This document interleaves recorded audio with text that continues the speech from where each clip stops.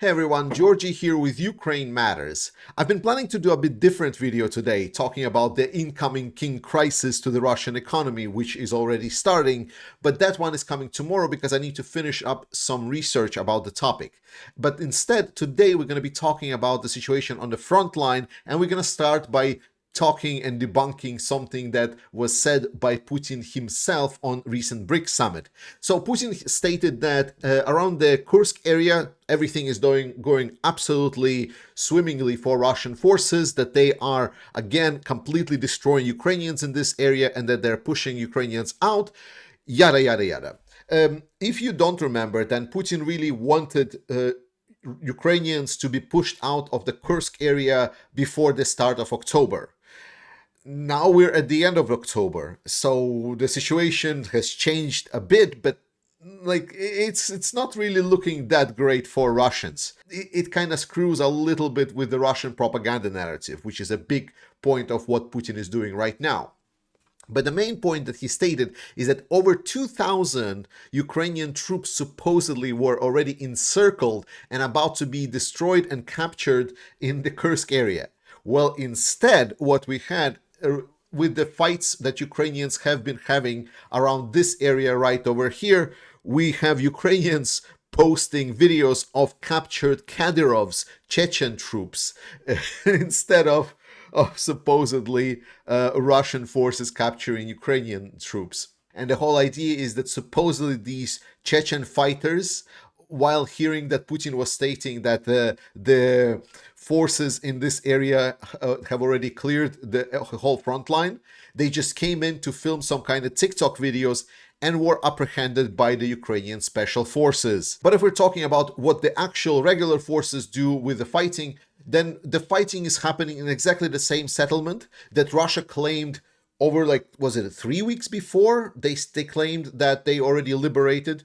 No, the fighting is happening exactly in the same settlements as they was claiming before. So while they were able to turn some of the quote-unquote blue or Ukrainian-controlled area into the gray area, they were not able to convert that gray area to the Russian-controlled area. I hope that makes sense. Beyond that, there is additional certain news that Ukrainians are sneaking up and fighting with Russians around the border.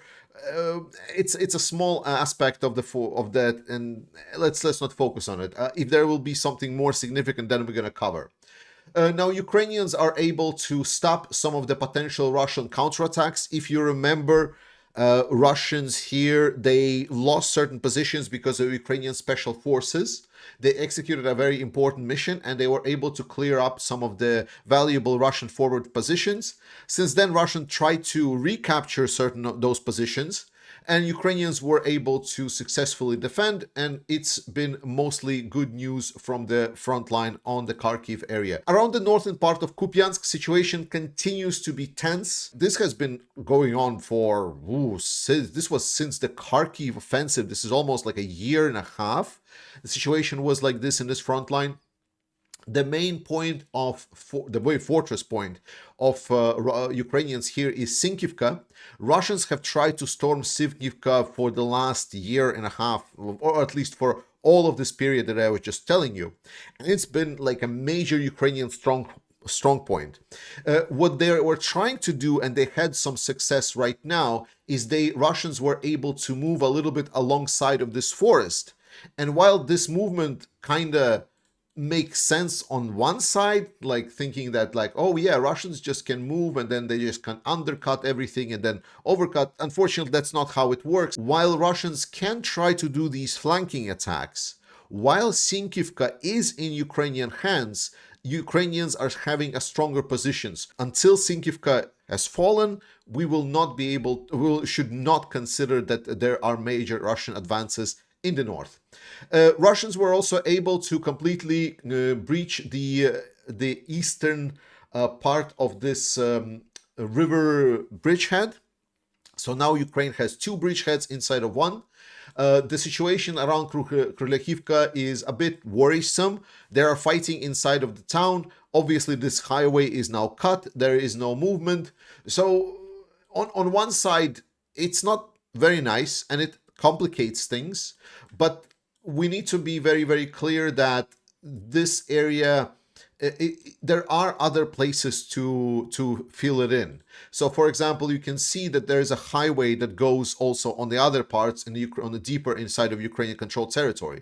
So, if they would need to support like Borova and other important settlements in the area, they have the way to do so. Even in Kupiansk, if we're looking at this area right over here, yes, these kind of become more vulnerable a bit, but generally speaking, Kupiansk still have plenty of supplies, and this is kind of the key point. So of all of these places, Kupiansk is obviously the center part that we're looking at.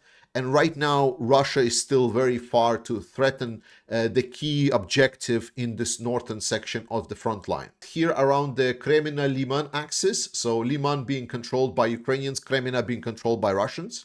So this line has been like push-pull for Russians and Ukrainians for a long time. The major fortifications of Ukrainians were Terny, Yampolivka, and Zarychne, these three settlements that are on the bank of this big part of the river, like a larger part of the river. And Russians were really trying to attack from the front towards these settlements, and they really had trouble getting across. There is like a lot of fields, a lot of minefields, very open terrain. It's very nasty for Russians to move through this. So they were really trying to get around it and kind of move from the north along the road, and they were able to now successfully do that. So right now we are following the future of these three settlements. If these three settlements are captured by the Russians, then it complicates the balance that Ukrainians are having between Kremina-Liman axis, the one that I drew before. And that means that Liman is going to be the center of attention in this area, and we're going to see what Ukrainians will be mounting for the defenses of this key settlement. Chasiv Yar. Here the situation, again, as I mentioned before, Chasiv Yar is a fort. Russians were able to advance a little bit along the road. They were able to advance a little bit along the north, but it's barely moving. It's barely moving. There has been like reports that Russians have already entered the central part of Chasiv Yar, or the central part. Well, yeah, it's technically central part of Chasiv Yar. Yes, maybe, but entering Chasiv Yar and capturing Chasiv Yar, not the same, not nearly the same. So we'll see. Right now there's a lot of fighting, there's a lot of still very good positions for Ukrainians to defend, and Chasiv Yar is still pretty far away from falling. Same with Toretsk. The fights inside Toretsk, I talked about this in my previous videos, that Russians, because they were not able to semi-encircle Toretsk, and Ukrainians prevented that semi-encirclement, so they were forced to essentially fight through the city itself.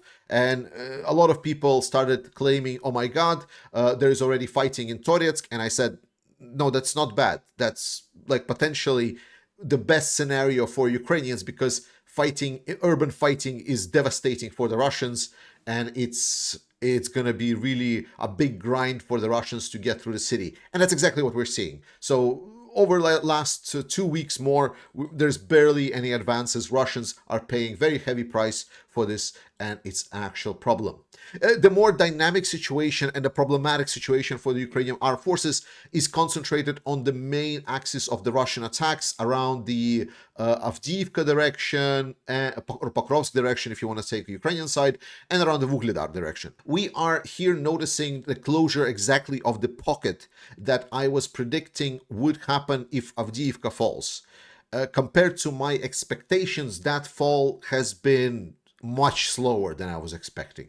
I was expecting that the situation would be deteriorating much, much further, and I was actually expecting that this whole pocket will be closing down already by the end of summer.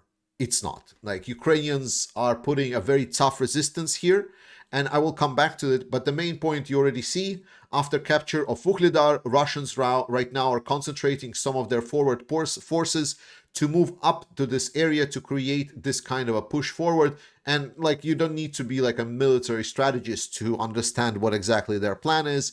I've talked about this from the start of the year. Situation around Selidove. Selidove have been holding on incredibly. Now, Selidove is the last strong point before Russians will start moving towards Pokrovsk. And with the fall of Selidove, that's my expectation, is going to happen sometime Maybe next week, there we're going to see Selidovo being completely taken over by Russians. And we can basically, from that moment on, start considering that Russians have reached Pokrovsk and that it's going to be the start of the defense of Pokrovsk area and Mirnograd area. This is where Pokrovsk and Mirnograd are. So, and while there are kind of settlements in between, and Ukrainians have fortified additional positions here, I am not completely sure if there are very strong defense points in this area, but we know that Ukrainians have been building more defenses. So potentially, I am wrong, and it's going to take even longer time for Russians to reach Pokrovsk. And remember, reaching Pokrovsk and taking Pokrovsk, not the same. And I know there's like some pro-Ukrainian community panic spreaders that are like, oh my God, Russians are about to reach Pokrovsk, they're going to take it, there is like nothing that we can do. Nonsense. Ukrainians have been doing excellently, they've been fighting excellently, and I've been showing this chart for everyone for a while now. So on this chart, at the bottom here, you can see the months of the year of 2024, and the red and purple is the Russian-controlled area, and the yellow is the Ukrainian controlled area. So while we are talking about all of these settlements being captured and Russians are advancing, this is just for you to understand what is happening.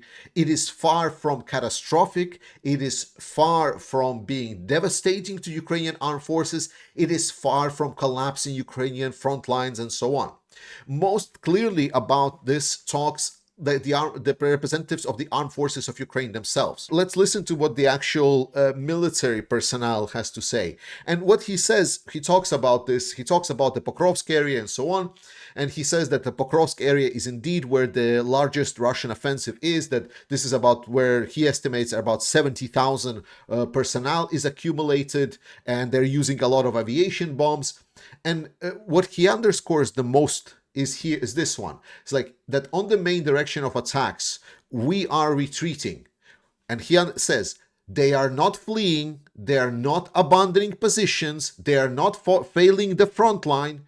They are slowly retreating while dealing an extensive damage to the Russian forces. So he underscores that the logic of the people that says, oh my God, we in Ukraine are losing ground, and therefore it's bad. He says that the other option is we're going to stand until the last of us dies, which is an idiotic position to have.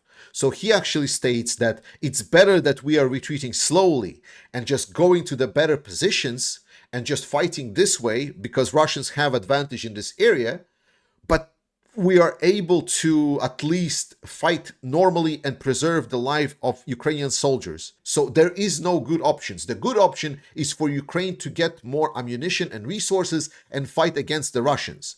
An important note here is something that General Zaluzhny said himself at the start of the war. Ukraine, if they want to win, they essentially need to have two armies. They need to have the defending army and they need to have the attacking army, because the other option is essentially to fight like Russia fights, to just send in men to the slaughter in tens of thousands and have an incredible loss ratio, which Ukraine cannot allow themselves to do. Therefore, they are trying to build that second army. In a military perspective, the more dominance you have against the enemy, the harder you win. So you need to have as much as possible accumulated in that attacking army if your point is to attack, and dedicate as least as possible to the defensive army. Understand that? So Ukraine needs to defend with as least dedication of resource as possible. That's why the situation for the people on the frontline fighters, and people that are monitoring and going to the front lines, for them, it's hell, it's nightmare, it's loss of friends, loss of warriors. It's people always stating, oh my God, we have people abandoning positions, we have people running away, we have the aviation bombs that are killing everyone, our positions are always not secure, our equipment is never enough, because the focus is on that counter-punch army that Ukraine is preventing. And there has been numerous articles and even Russians themselves stating exactly that Ukraine is accumulating resources, that they're preparing for something. And I don't want to state when it's going to be or how successful it's going to be or what's the ambition it's going to be. It's just what Ukraine is doing is not a big secret. And for a lot of reasons, for some reason, a lot of the pro-Ukrainian community people just do not filter that information, and instead they go into this pendulum mentality where on one side, oh, one day Ukraine wins, everything is dominating, Russia is being crushed, and then you just go and the pendulum swings the other way, and then suddenly, oh my God, the front line is collapsing, let's all surrender to Putin or something like this.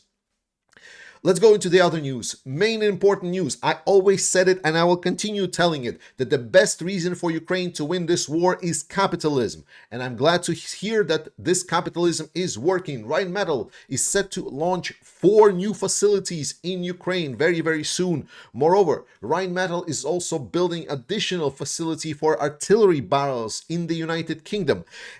And that's just one company. There's a lot of other companies that just not reporting. Rheinmetall, we're just looking at the Rheinmetall because they're like the biggest in Europe. Like, you know, that's why everyone is kind of like, oh my God, what's Rheinmetall doing? And that's why it's important. But this is happening all over. So the main point, what we need to draw from all of this is that the money is there, that there is a will and desire to get that production started up and build up for Ukraine. And I'm very happy to see that the capitalism is in full swing and that the private companies are building up their capabilities to supply Ukraine with weapons. Zelensky also stated that there's still huge support from all of the different countries. He talked about Finland, Sweden, Norway, Denmark, Iceland, and other countries, and he thanked everyone for their supports and that the new package of supports are coming. Nothing is stopping. The countries are behind Ukraine. I know there's a lot of turbulence right now because of the US election. I'm not going to hit you over it with a hammer, but overall speaking, the support for Ukraine is there. The capitalism is working. We only need to get through this. We only need to support Ukraine. And more of it is also happening. EU supposedly finds a plan how to override Hungary's veto to provide help for Ukraine. It is a 6 billion aid effort for Ukraine. Beyond that, EU plans to create their own intelligence agency. I would say long overdue, but thankfully it's finally happening. Maybe we will see finally fighting against some of the Russian agents that are freely operating on the EU soil. Because let's be very clear, individual countries are not performing to their tasks. And some of the governments are even playing ball with Russia. And then let's talk about this hilarious story. So the Russian Queen of Crypto scammed Russians for over $22 million. And after scamming the Russians for that money, she sent it over to Ukrainian armed forces. I don't usually say cheers and don't show you good Russians because it's very hard for me to find those good Russians, as the number of them I can count maybe on the fingers of my hand. But it's interesting to see that and know that they do exist, and notably not Russian opposition, right? Because this influencer, glamour blogger, whatever, 22 million. Now, I am no glamour blogger. That's why I cannot go for 22 million for sure. But we can do our part, and I'm going to call on you, the community, to help us support the campaign for Ukrainian armed forces to get the trucks, drones to the hands of the Ukrainian armed forces units. We're already past 1/4 of that sum.